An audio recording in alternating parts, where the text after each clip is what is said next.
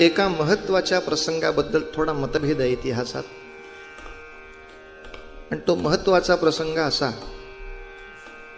की शंभूराजांचा विवाह ते आग्र्याला जाण्यापूर्वी झालाय का आग्र्याहून आल्यावर झालाय, याबद्दल काही बखरी झाल्यावर म्हणतात, काही आधीही म्हणतात.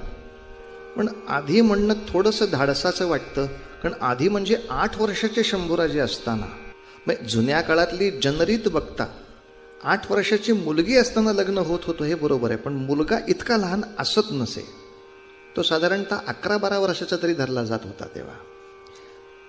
अर्थात हा काही चरित्राच्या दृष्टीनं फार महत्वाचा मुद्दा नाहीये, पण त्याबद्दल काही बोलले नाहीत बुवा, असं नको बुवा.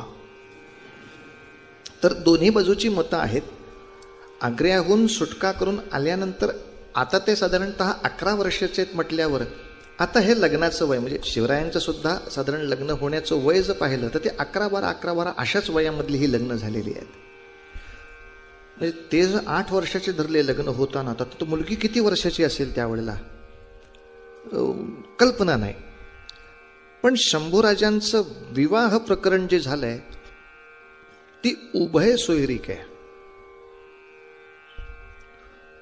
म्हणजे पिलाजीराव शिर्के यांची मुलगी ती संभाजीराजांना, आणि संभाजीराजांची जी बहीण ती पिलाजीच्या मुलाला. म्हणजे हे उभय पक्षी व्याही आहेत. मग शंभूराजांची बहीण तिकडे दिली आहे आणि गणोजी शिर्क्यांची बहीण इकडे आली. असे दोन एकाच कुटुंबामध्ये असे परस्पर विवाह झालेले आहेत. मुद्दा इतकाच आहे, आग्र्याहून सुटून आल्यानंतर शिवाजीराजांनी औरंगजेबाला सांत्वनपर पत्र लिहिलेलं आहे. ते मात्र इतिहासात उपलब्ध आहे. म्हणजे औरंगजेबाचंच त्यांनी सांत्वन केलं आहे की तुमची प्रत्यक्ष भेट घेऊन यावी अशी माझी खूप इच्छा होती, पण आपल्याला कल्पना आहेच काही गोष्टी अशा झाल्या की आपली भेट होणं शक्य झालं नाही, त्यामुळे तुम्हाला न कळवता मला इकडं यावे लागले. त्याबद्दल वाईट वाटते आहे. मी दिलगीर आहे, माझ्यामुळे आपल्याला बराच काही मनस्ताप झाला. आणि पुन्हा एकदा शिवाजीराजांच्या वतीनं औरंगजेबाच्या दरबारातला बक्षीस बोलला की शिवाजीराजाला जर पश्चाताप झालाच असेल तर उगाच आता रागराग करण्यात काय अर्थ आहे. संभाजीराजांची आहे ही 5000 मनसब चालू ठेवावी. म्हणजे इतका उपद्व्याप ही मनसब चालूच ठेवली त्यांनी.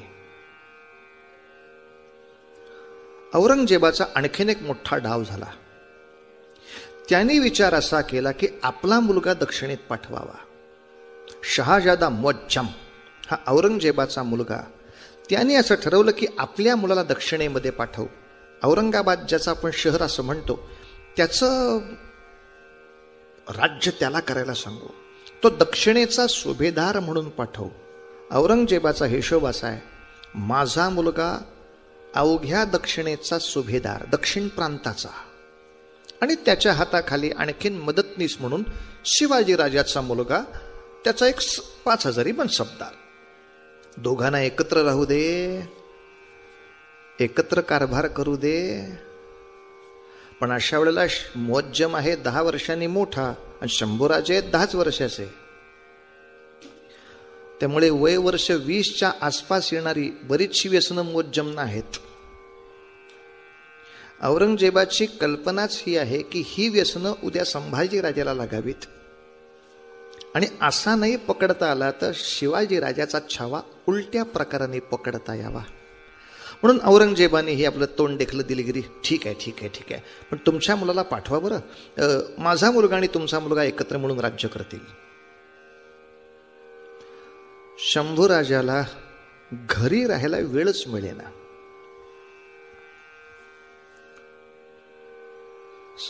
10.5 वर्षाचे संभाजीराजे, त्यांच्याबरोबर प्रतापराव गुजरांना दिलं, 10,000ची फौज दिली. शिवबाने सांगितलं जेवढा वेळ जमेल तेवढं त्यांच्याबरोबर राहा, नाही जमलं तर भांडू वगैरे नका, या परत बघू काय करायचं ते. पण वयाच्या 11व्या वर्षी संभाजीराजे अवघ्या वऱ्हाड नावाच्या प्रांताचे जागीरदार झाले. हो, शहाजादा मुअज्जमने मोठ्या प्रेमाने त्यांना तो सगळा प्रांत दिला. 15 लाख होनांचा सगळा तो मुलूक होता, तो राजांच्या ताब्यात आला. उद्या समजा मुअज्जमशी पटले नाही तर निघून येणे, मुलूक हातात ठेवून. हो, उगाच तिथं हे नाही करायचं, खड्ड्यात गेला मुलूक, खड्ड्यात गेला तुमचा महसूल, हे घ्या, परत परत परत घ्या वगैरे काही नाही. जे दिलंय ते सगळं घेऊन निघून यायचं. शहाजादा मुअज्जम काय धर्मादाय करायला बसलेला नाही, तो तितकाच लबाड आहे. लबाडाशी आपणही तेवढ्याच लबाडीनं तयार असलं पाहिजे. शिवाजी राजांची जीवनभराची यशस्वीतेमध्ये हे एक महत्वाचं गमक आहे. आतापर्यंत मुघलांशी व्यवहार करताना आमचे अनेक राजे चांगले होते, शूर होते, पण ते युद्धाला युद्ध करत, पण कपटाला कपट कोणी करत नसे. वो बुराई करे हम भलाई करे, अशा तऱ्हेची एक सवय लागली होती. शिवरायांच्या पासून ती सवय त्यांनी मोडली. आप बुराई करे तो हम तुमसे भी बुराई करे, आणि मग तुम्हारी भलाई हो. चितोडच्या पायथ्याशी हा प्रकार झाला होता की चितोड किल्ल्यावर येताना राजपूत राण्यांनी अट घातली होती की अल्लाउद्दीन खिलजीनं शस्त्र आणता कामा नये. तो तसाच निहत्तावरती आला, कारण राजपूत नक्की वचन पाळणारच होते. आता अल्लाउद्दीननी त्याच्या उलटा डाव टाकला, आम्ही नाही का तुमच्याकडे निहत्ते आलो, आता तुम्ही निशस्त्र या आम्हाला भेटायला. तेव्हा नेमका रतनसिंग फार बेसावध राहिला. तो आला आणि अटकच झाली. नंतर चितोडगडचा सगळा जोहार आपण ऐकतो, पण समोरचा सुद्धा आपल्यासारखाच धर्मप्रवण वागेल याच्यावर विश्वास ठेवून गाफील राहणं हे शिवरायांनी केलं नाही. जेव्हा अफजल खानाने सांगितलं की निशस्त्र होऊन दोघांनी यायचं आहे, असं झालं तरी अफजल खान एक वेळ स्वतःच नाही पण शेजारच्या माणसाचं शस्त्र वापरल्याशिवाय राहत नाही. कारण फक्त त्या दोघांनी निशस्त्र यायचंय, शेजारच्या माणसांनी नव्हे. अंगरक्षक आहेत ना शेजारी. आणि पुन्हा अफजल खान अशा तब्येतीचा पठाण आहे की त्याला तशी शस्त्राचीही गरज नाही आहे. शरीराच्या तुलनेमध्ये म्हणाल तर असं दाबून गळा दाबला तरी त्याला मारता येणार आहे. अशा वेळेला आपण नाही बेसावध राहायचं. शिवराय सातत्याने कपटाशी कपट हेच धोरण ठेवून पुढे जात राहिले. विजयाचं पारडं आपल्या बाजूला राहिलं. त्यामुळे शिवबाने स्वच्छ सांगितलं होतं, शंभूराजे, कपट हा सुद्धा युद्धामधला एक मुत्सद्देगिरीचा प्रकार असतो. शहाजादा मुअज्जमकडनं जे जमेल ते आपल्या पदरात पाडून घेणे, नाही जमले तर धन्यवाद म्हणून निघून येणे. पण मौज अशी आहे, प्रतापराव गुजरांना हाताशी धरून शहाजादा मुअज्जम बरोबर जवळजवळ वर्षभर औरंगाबादचा कारभार केला. पण आश्चर्य असं झालं, शहाजाद्याचं एकही व्यसन शंभूराजाकडे आलं नाही. उलट शंभूराजांचं संस्कृतचं प्रेम बघून त्याला संस्कृत ग्रंथ वाचायची इच्छा व्हायला लागली. औरंगजेबाला भलतंच काहीतरी होते, शहाजादा रिटर्न टू दिल्ली, हे तिसरंच काहीतरी व्हायला लागलं. तो संस्कृतचा प्रेमी झाला नंतर. अर्थात शंभूराजांचं संस्कृत इतकं अप्रतिम आहे की संस्कृतमध्ये एका ग्रंथाचं संकलन शंभूराजांनी केलं आहे. इतकंच नव्हे तर रामसिंगाला त्याच्या पुढची पत्र सुद्धा त्यांनी संस्कृतमध्ये पाठवली आहेत. स्वतःची मुद्रा शिवाजी राजांनी आणि शंभूराजांनी स्वतःच्या नावाच्या मुद्रा संस्कृतमध्येच ठेवल्या आहेत. त्यामुळे त्या दोघांच्या नावाने संस्कृतला कुठेही शिव्या घालता येणार नाहीत. शंभूराजांचा वाढदिवस आणि राज्याभिषेकाचा मुहूर्त हे जवळजवळ एकच होते. मुअज्जमशी फार काळ काही पटलं नाही. वर्षभरात त्याची सगळी व्यसनं बघितल्यानंतर शंभूराजे परत आले. मग मात्र शिवाजी राजांच्या देखरेखीखाली शंभूराजांचं मोठेपण झालेलं आहे. वय वर्ष 11 ते वय वर्ष 17 पर्यंत जवळजवळ 5 ते 7 वर्ष शंभूराजे शिवाजी राजांच्या बरोबर आहेत. इतकंच नव्हे, आणखीन एका माणसाचा महत्वाचा पुरावा देतो. एक फ्रेंच माणूस जेव्हा रायगडावरती आलाय, राजगडावर आलाय, शिवरायांना भेटला आहे. बराच काळ तो महाराष्ट्रात आहे. त्याचं नाव सुद्धा छान आहे, ॲबॅ कॅरे. यांनी फार सुंदर वर्णन केलंय शंभूराजांचं की शंभूराजे शिवाजी राजांपेक्षा दिसायला तगडे, तडफदार आणि रूप सुंदर आहेत. शिवरायांच्या हाताखाली ते असे तयार झालेत की अनेक फौजांमध्ये ते आपल्या वडिलांच्या बरोबर स्वारीला जातात. सगळे उल्लेख मुद्दाम लक्षात ठेवा, कारण पुढच्या एका पत्रव्यवहारासाठी आपल्याला हे उल्लेख फार महत्वाचे आहेत. अनेक जबाबदारीची कामं शिवराय स्वतःहून शंभूराजांवर टाकतात. शंभूराय ती अत्यंत तडफेनं उत्तमपणे ती पार पडतात. इतकंच नव्हे तर त्यांची स्वतःची म्हणून जी 10,000 तुकडी आहे त्या सर्व सैन्याच्या दृष्टीने शंभूराजे देवा समान आहेत, वगैरे वगैरे वगैरे. हे का लक्षात ठेवायला सांगणार आहे मी? पुढच्या काळात शंभूराजांचं जे एक पत्र आहे दिलेर खानाकडे गेलेलं की माझ्या कर्तृत्वाला इथे वाव मिळत नाही, ते किती गंमत म्हणून वाक्य असेल ते या आधीच्या वाक्यावरनं कळेल. कर्तृत्वाला वाव मिळत नाही असं काहीही झालेलं नाही त्याच्यामध्ये.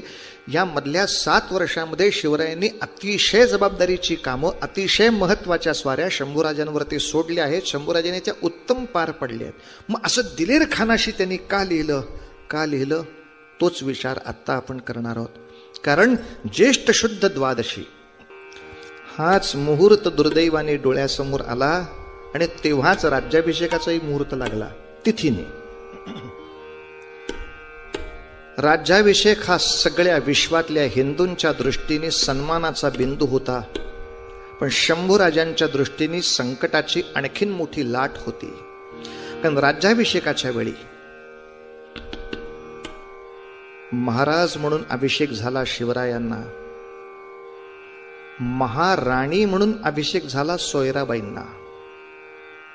शंभूराजांची आई तेव्हा जिवंत नव्हती, सईबाईचा आधीच मृत्यू झाला होता.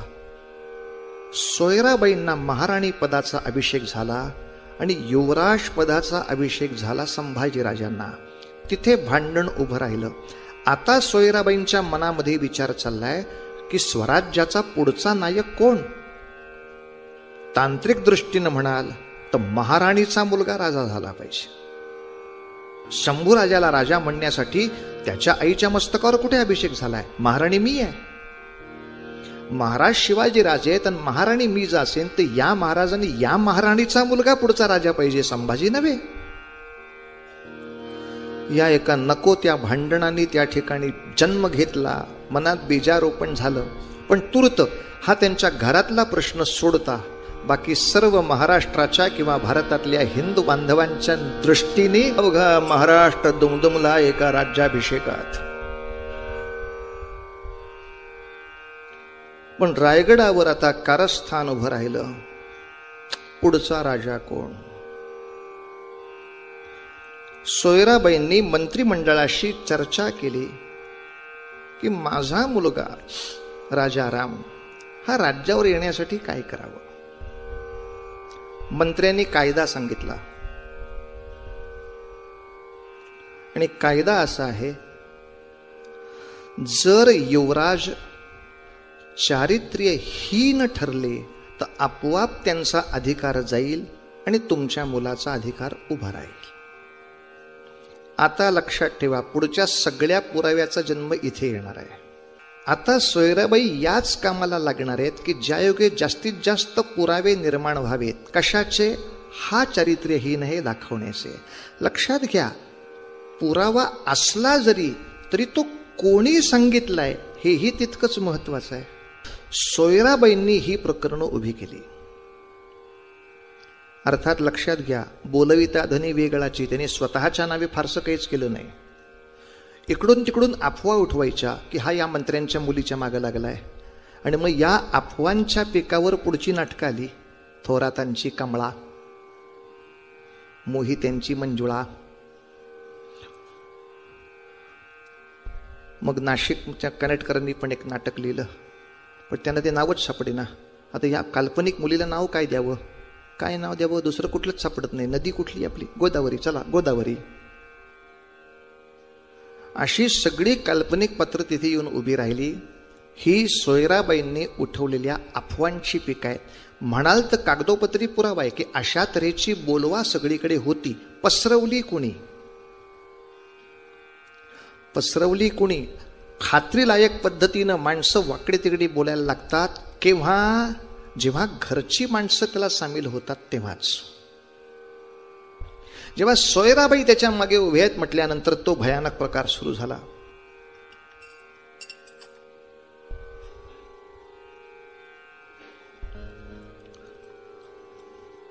मग याच्यामध्ये हे दस्तऐवज उभे राहिले की हा आयुषमध्ये दंगा असतो, याला गांजाचं व्यसन लागलंय वगैरे वगैरे वगैरे.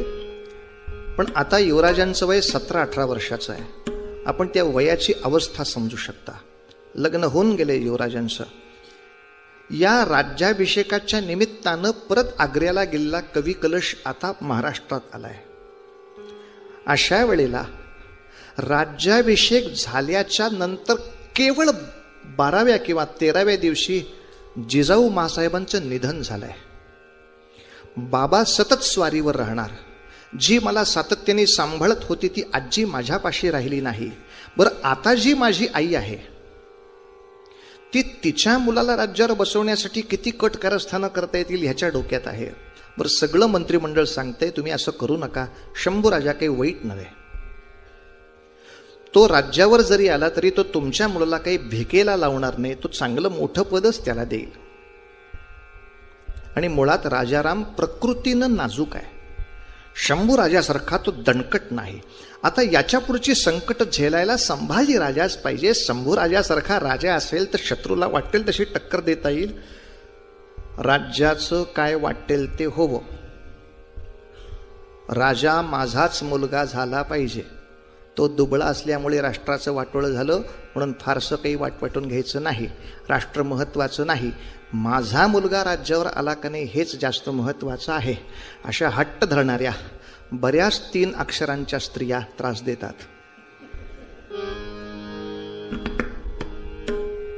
हे मी सत्यही बोललो आणि असत्यही बोललो.